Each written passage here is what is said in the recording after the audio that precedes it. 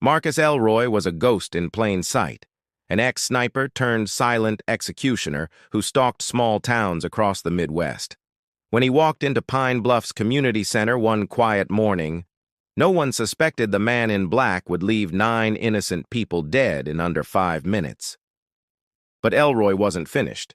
As investigators scrambled to piece together a motive, they uncovered a chilling pattern and realized he had a target list and a plan. What followed was one of the most intense multi-state manhunts in modern American history. This is the gripping story of how law enforcement finally stopped the man known only as the Drifter.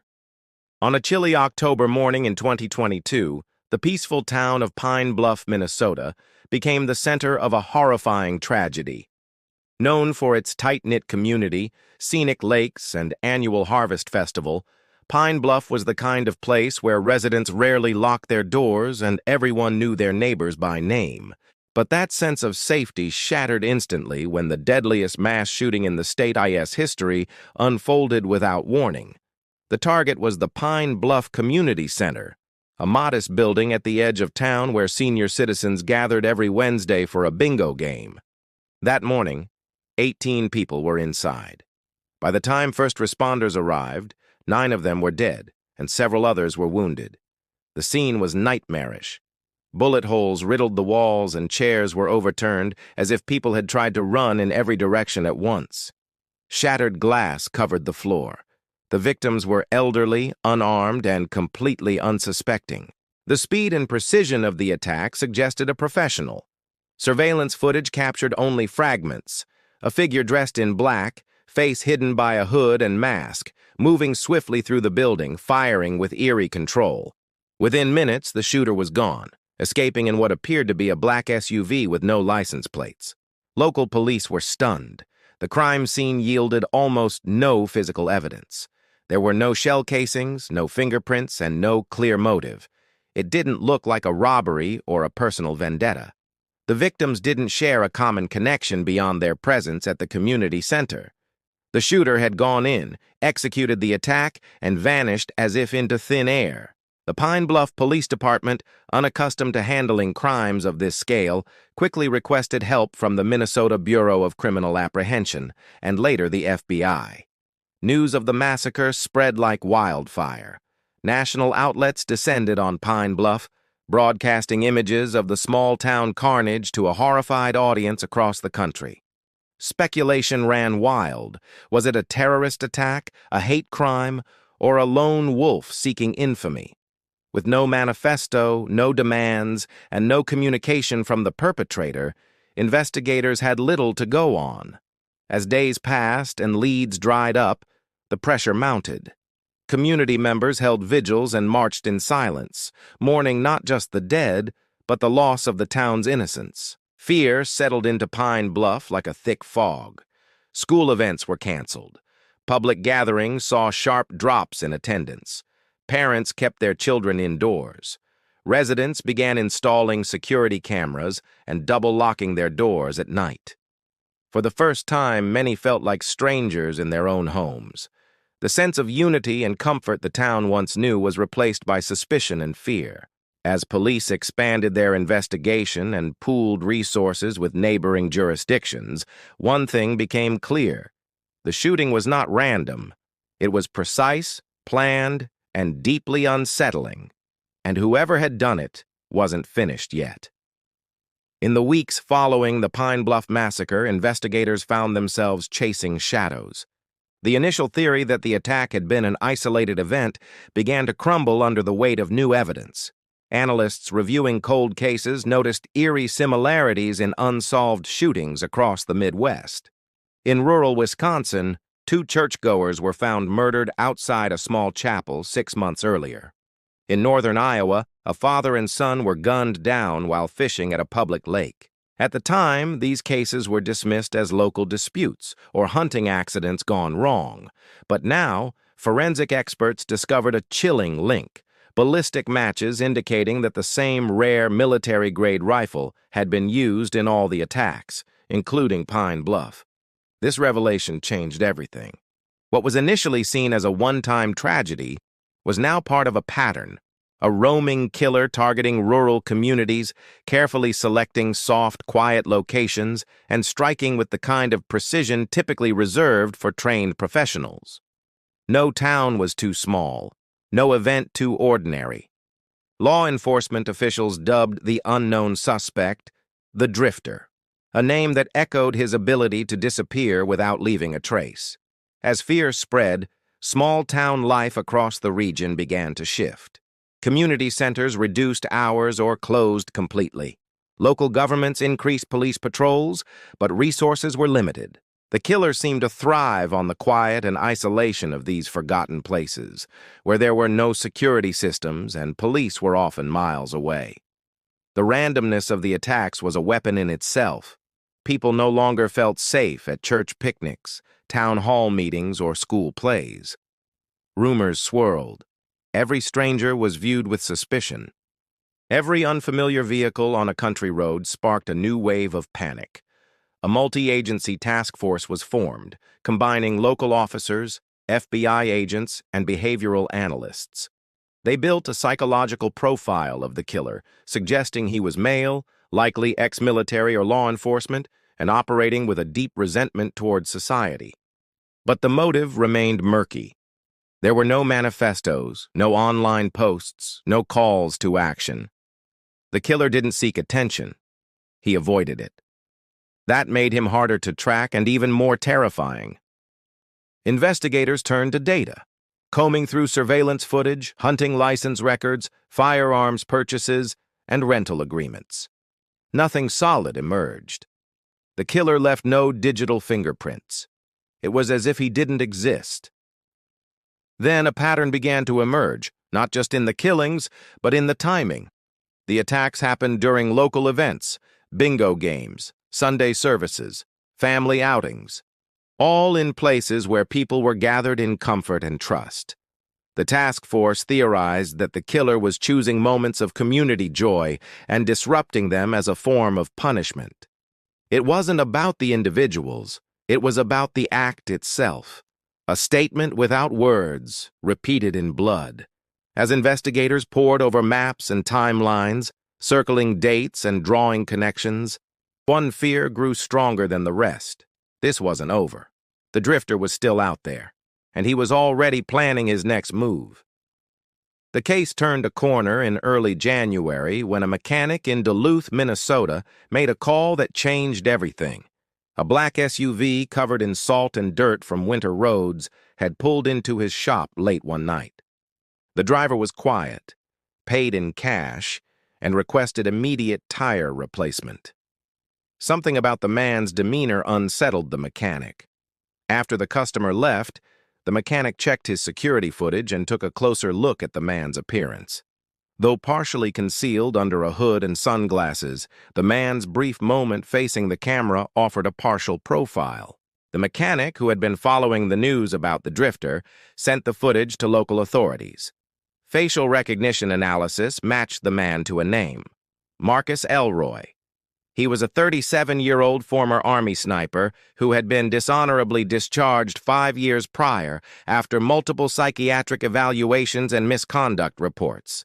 Ellroy had no known address, no close family, and no digital footprint. He had seemingly vanished off the grid. Military records revealed he was highly trained in tactical movement, long-range shooting, and stealth operations. His service history included time in the Middle East, where he had been deployed on covert missions. Following his discharge, he moved frequently, taking odd jobs, often disappearing for months at a time. Armed with a name and background, federal agents launched a manhunt. They tracked Ellroy to a remote cabin hidden in the woods of northern Minnesota, near the Canadian border. When they raided the property, he was already gone. But what they found inside confirmed their worst fears. The small, insulated shack was filled with notebooks, maps, and newspaper clippings. On the walls were hand-drawn sketches of town layouts and calendars with specific dates circled in red. Most disturbing was a manifesto, a handwritten collection of disjointed thoughts and grievances. Ellroy saw himself as a soldier in a self-declared war against societal decay. He referred to small-town gatherings as disease nodes and believed that acts of violence were necessary to wake people from what he described as a false reality of peace. His writings were methodical, not chaotic. There was no mention of fame or political affiliation. It was personal, controlled, cold. Alongside the notes were weapon schematics, survival guides, and lists of items stolen from sporting goods stores. Agents pieced together his movements using a combination of satellite data, witness interviews, and analysis of his written plans. He had been testing police response times by setting off minor alarms and observing from afar. He used unregistered hunting gear, lived off canned food, and avoided cell phone towers altogether. Ellroy's ability to avoid detection for so long wasn't luck, it was discipline. As the evidence stacked up, so did the urgency. One of the maps recovered from the cabin had a town called Red Pine marked with a red X. The date next to it was only 6 days away. Authorities couldn't wait any longer. The hunt was no longer about finding a killer. It was about stopping the next massacre before it happened. The small town of Red Pine, Minnesota, became the epicenter of a desperate manhunt. With only days until the marked date on Ellroy's map, federal agents, state police, and local law enforcement descended on the quiet community. Roads were blocked, buildings were swept, and residents were urged to cancel events and stay indoors. Red Pine's Winter Festival, scheduled for that weekend, was officially postponed for the first time in over 50 years. Snow blanketed the town, adding an eerie stillness to the air. Everyone knew something was coming, they just didn't know when or from where. Drones scanned the forests surrounding the town, while thermal imaging was deployed at night to detect heat signatures in the woods. Teams searched abandoned barns, cabins, and hunting shacks within a 20-mile radius. It was a logistical nightmare. The area was dense with trees and old logging roads. Every creak in the snow sounded like a threat. Every shadow became a suspect. Then a breakthrough came, not from advanced surveillance, but from a hunter's wildlife camera. Mounted on a tree deep in the woods near Lake Winona, the camera captured motion-activated photos of a man in heavy gear pulling a duffel bag through the snow. His face was mostly obscured, but the frame showed enough. A familiar gait, the military-style clothing, and a glimpse of the rifle slung over his shoulder. It was Marcus Ellroy. Authorities had him cornered. About 3 miles from where the image was taken stood a long-abandoned hunting lodge, boarded up and forgotten by most locals. Based on snow tracks and aerial drone footage, agents believed he had taken shelter there. Rather than risk another tragedy with a full assault, they decided to surround the structure and wait.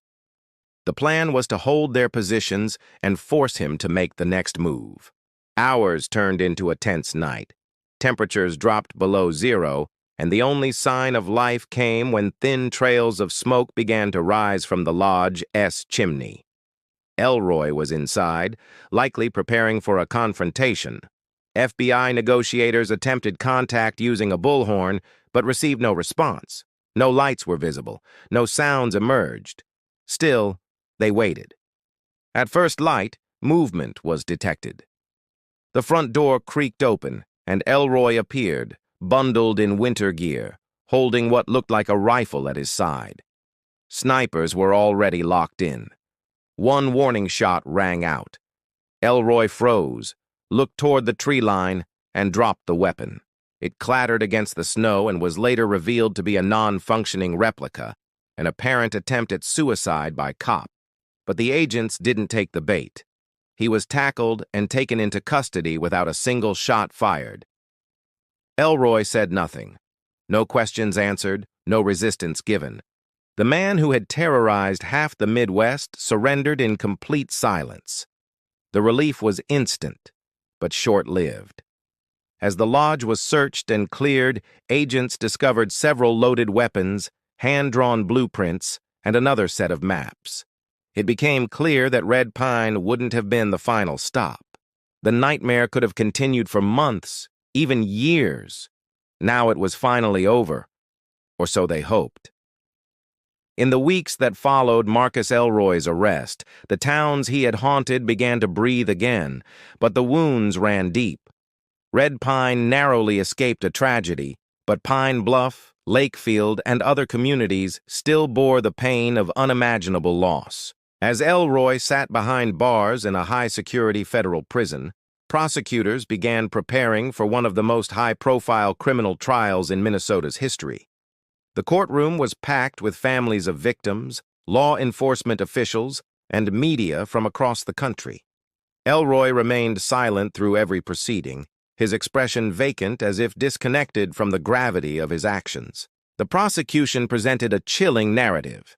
Using the evidence collected from his cabin and the hunting lodge, they showed jurors a timeline of methodical planning, an ideology rooted not in political extremism, but in isolation, rage, and a warped sense of cleansing society. Forensic psychologists testified that Ellroy showed signs of antisocial personality disorder and severe paranoia, but not to the degree that would absolve him of responsibility. He was declared fit to stand trial. Despite his silence, the jury needed only days to deliberate. Marcus Ellroy was found guilty on all counts: multiple charges of first-degree murder, attempted murder, unlawful use of firearms, and domestic terrorism. The sentence was swift and final: life in prison without the possibility of parole. There would be no appeals, no media interviews, no legacy of infamy. The court ensured he would fade into anonymity behind concrete and steel. Still, for the victims' families, justice brought little comfort. The scars left behind couldn't be erased by a verdict. In Pine Bluff, the community center remained closed, its windows boarded and the parking lot overgrown with weeds. A memorial garden was erected in its place, a quiet space filled with flowers, engraved stones, and photos of the lives lost. People came there not just to grieve, but to reflect on how something so evil could find its way into such a peaceful place. Red Pine took a different path. Instead of retreating into fear, the town rallied together. The postponed Winter Festival was held 2 months later, smaller in size but overflowing with community pride. Police officers stood watch, and neighbors held each other a little closer, but there was a sense of healing in the air. Ellroy had intended to break their spirit. Instead, he had strengthened their bonds. Even as normal life resumed, law enforcement agencies continued to study the case. His notebooks were analyzed line by line. Behavioral analysts used the details to refine threat detection programs. Investigators revisited other cold cases, wondering if Ellroy had committed more crimes that had gone unnoticed. His ability to move undetected for so long forced a re-examination of how rural crimes are tracked.